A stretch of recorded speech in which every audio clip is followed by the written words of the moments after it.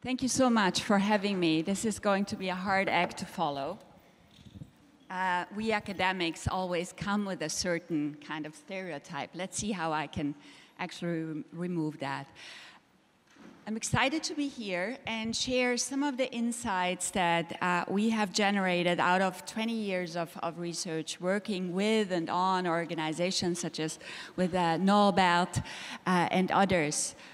Now, the work that I try to show you today is related to a particular moment in time. It has been conducted by Christian Selos and myself. We are running a small research lab at Stanford University, the Global Innovation for Impact Lab, and I'm also here at the Hertie School of Governance. Now, this moment in time was about 6 years ago. 6 years ago, the Rockefeller Foundation came to us and asked us, Christian and Johanna, can you help us to think about how organizations can innovate on a continuous basis to create social impact? So organizations, innovation, but continuously innovate to create impact.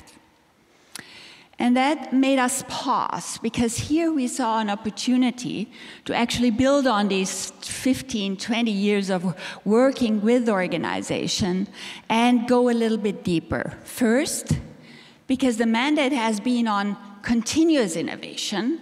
So let's look at innovation not as this new app or the next product, but really take on the goggles of an organization. Whether it's a David or it's a Goliath, a small organization or a large organization. Let's take for a second on the perspective of an organization, you running an organization. And the second point that we found interesting was that let's actually interrogate what is exactly the role of innovation to create impact. We did write a book about this, and we wrote a book not because anyone cares, for example, in our world yet about another book on innovation. No, we wrote a book because that's our way of giving back to the organization we studied and to the organization who shared, their experience, their work for so long. And we wanted to write this book for them, but also for those who support them, for impact investors, for foundation, who with good intentions try to support them, but very often do not understand the organizational realities of these organizations. So that's a little bit to the context of what I'm going to present now. Please take on your organizational goggles for a second, because that will help with what I'm going to do. Now, the first thing, innovation. We fell in love with innovation. Innovation is almost the holy grail.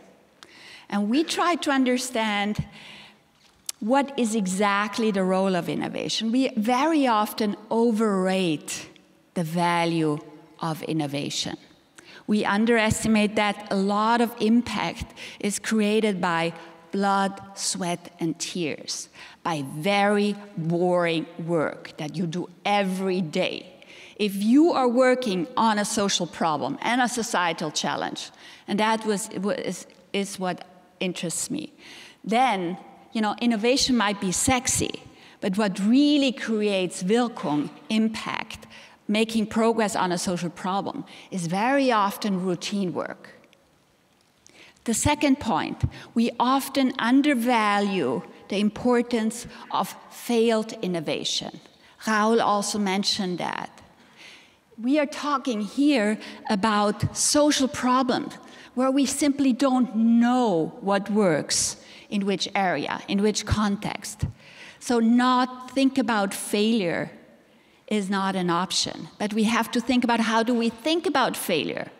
And I will say a little bit more. If we think about failure as an opportunity to learn, then it is a different game. And third, we often underappreciate the difficulty of innovation. And let me show you what I mean here. Again, if we think about innovation not as the product, as the outcome, as an app or so on, but as a process, you and your organization, innovation is a process you go through.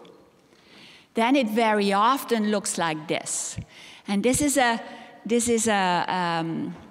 figure that we actually rediscovered while we were doing the research. It had appeared in The Economist years ago and is actually from a more commercial setting.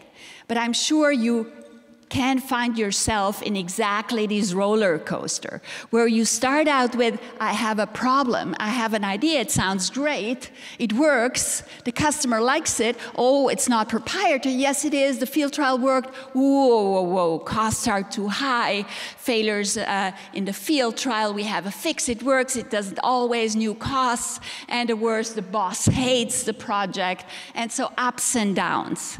What I'm trying to say here, if you start with innovation, don't expect a linear outcome to success.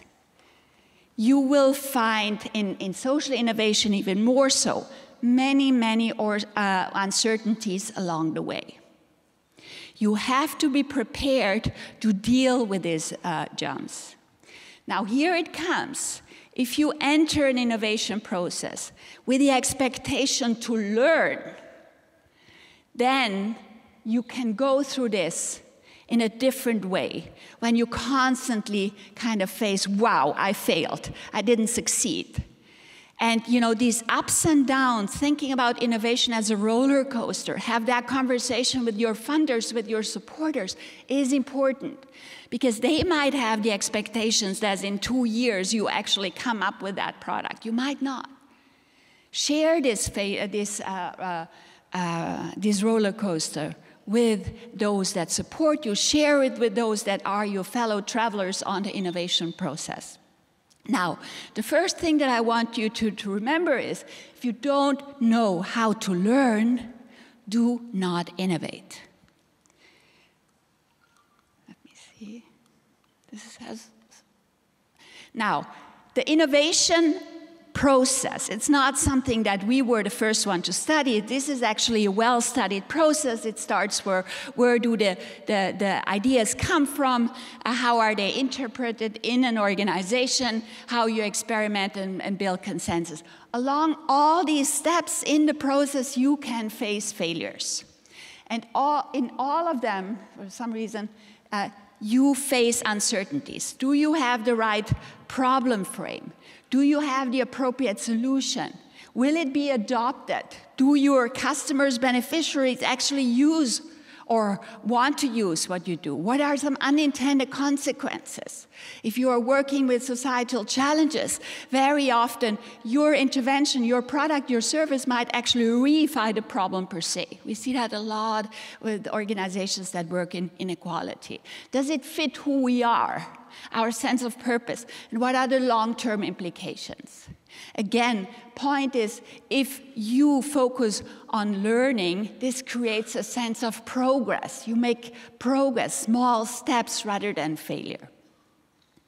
Now, if innovation is a process that is so hard and difficult, and apparently we don't know what's coming out, so it is an investment, right?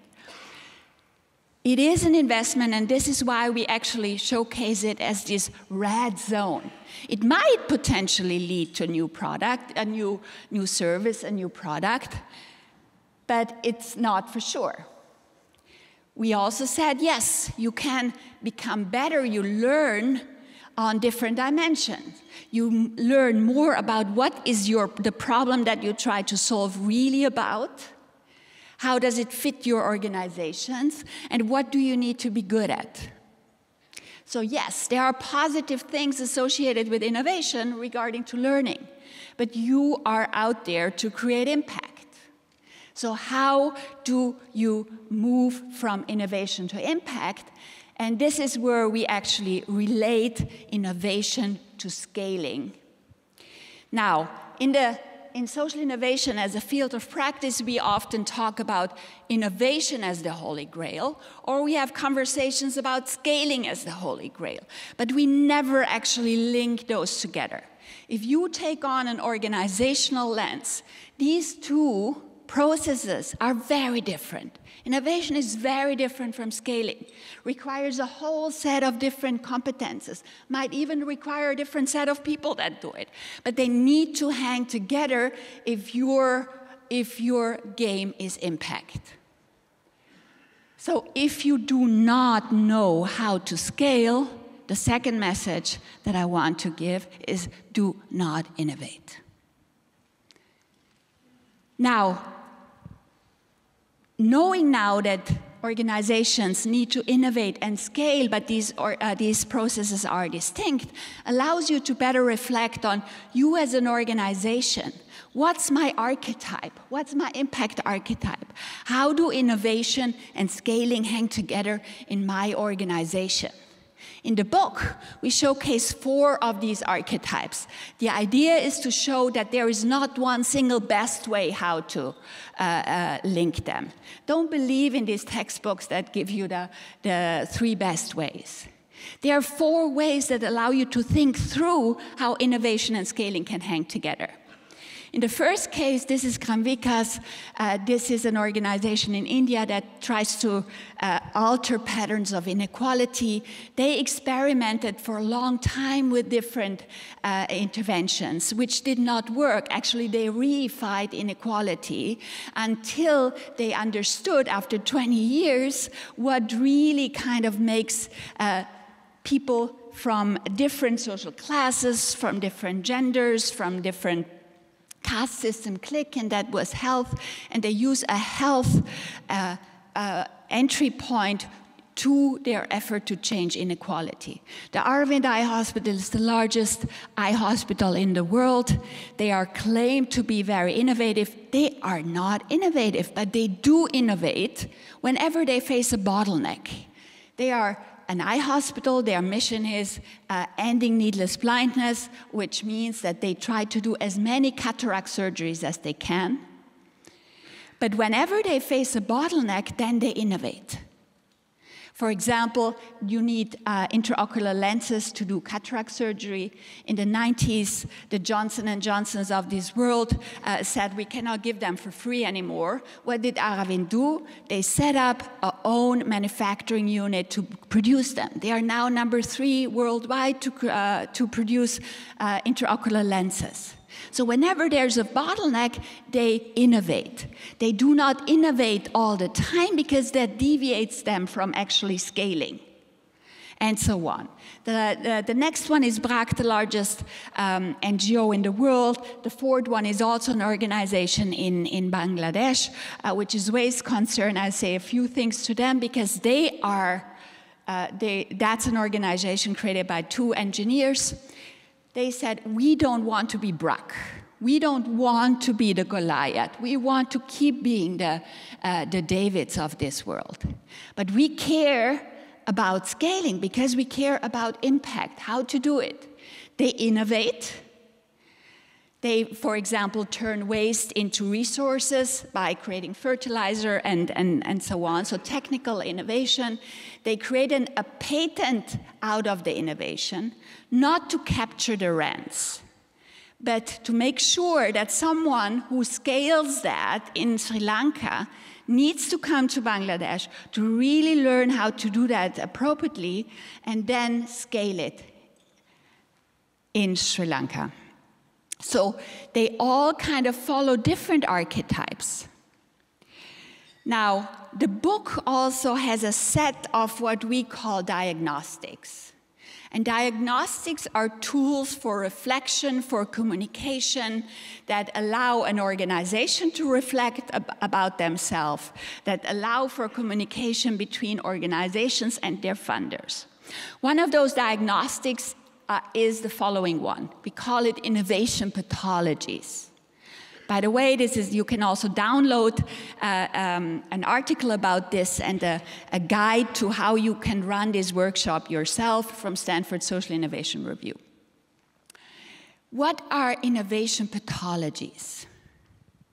If we think about creating impact as innovation and scaling hanging together, innovation pathologies are those factors that derail your organization from such a productive path.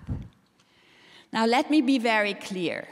There is not one single organization I know that has no pathologies. So the point is not to say, you know, you have to be pathology-free. You might not be able to, but you need to be cognizant what is your pathology in order to heal your organization from a pathology or to suppress it. Just 6 generic pathologies that I want to show you. And important is here to understand what leads to a particular pathology and how can I potentially suppress it or remove it. The first set,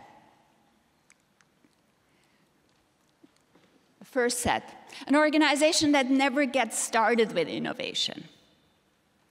Now you might say, why is that the pathology? If we think about the social problem, homelessness, or just name it, there you say like, the problem is so big, I simply don't have time to do innovation. And now that we know that's actually costly, why should I do it? We think it is a pathology. Think about if you work in an organization. One thing is if you are the founder, but if you work in an organization and you do day in and out the same thing, you need to have something to look for.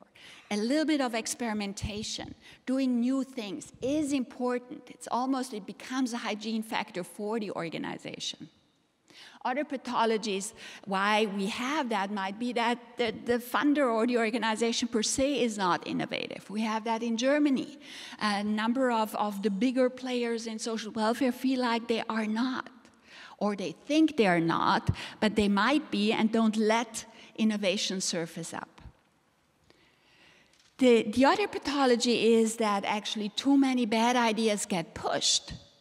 My favorite social scientist, who unfortunately passed away last week, Jim March, always reminded us and said, like, most new ideas are bad ideas. It probably resonates with some of you. It resonates with me because if I shower in the morning, I have 10 great ideas. If I have my first cup of coffee, probably one of those ideas sounds like a good idea. But why is it a pathology?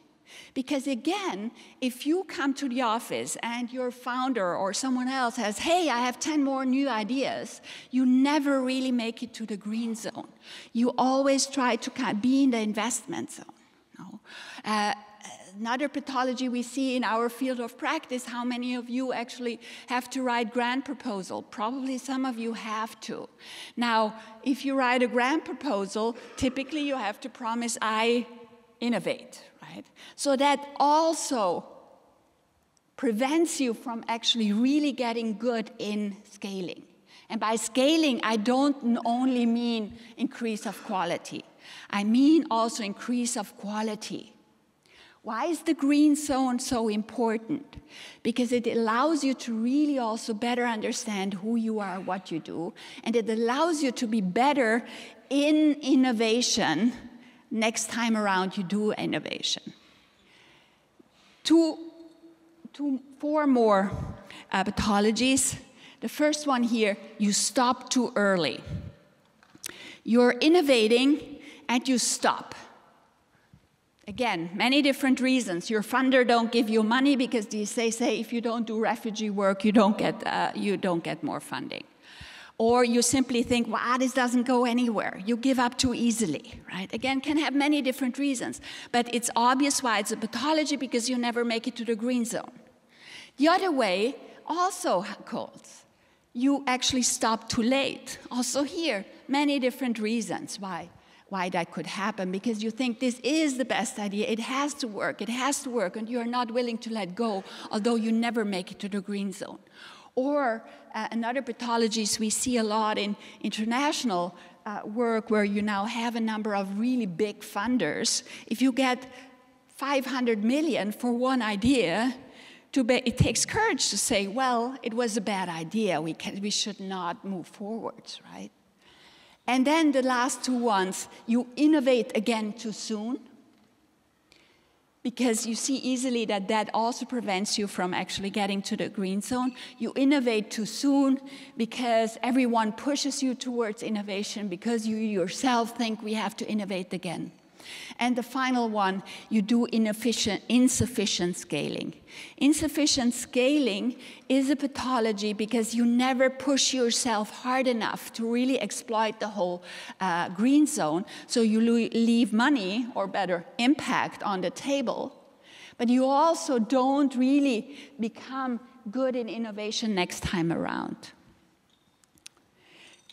Now, this is just a snapshot to this work that we have done. We found this last workshop extremely helpful to do for organizations, with organizations, and also develop a dialogue between those that support you and you also, and within your organization, to create momentum. If there are two things that I would love you to remember about this 20-minute talk, is then, if it is the following: if you do not know how to learn, do not innovate, and do not innovate if you don't know how to scale. Thank you.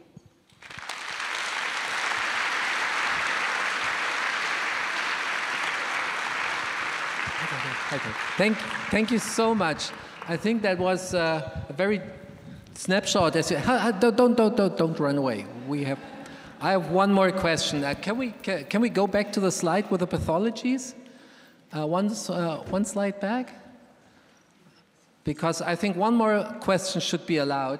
The big question, and maybe you just didn't have the time to talk about, is where am I on that time scale? Because do I really have to stop now with scaling? Am I too late or too early? I think that's what a lot of organizations ask themselves: where am I? Could you just, in one last sentence, give us some ideas how to tackle that issue? That's exactly the purpose of work like this. It gives you a communication tool for you yourself, for you with your fellow travelers in your organization. But it also allows you to communicate that. Where am I here, and what type of support do I need with those that support you? And again, I can just reify what I said. I don't think that many impact investors or funders have bad intentions, quite the opposite. It's just very often they do not understand your organizational realities. And it's just the kind of on all of us to be humble and try to put ourselves in the shoes of the other and understand that. So these diagnostics might be one potential way of forge dialogue and create such a productive dialogue. So thank you so much for your, maybe we have one more time. We have one more time for one question from the audience. It's maybe your opportunity to ask Johanna this question. Yes, please come here. We need the mic. Da vorne.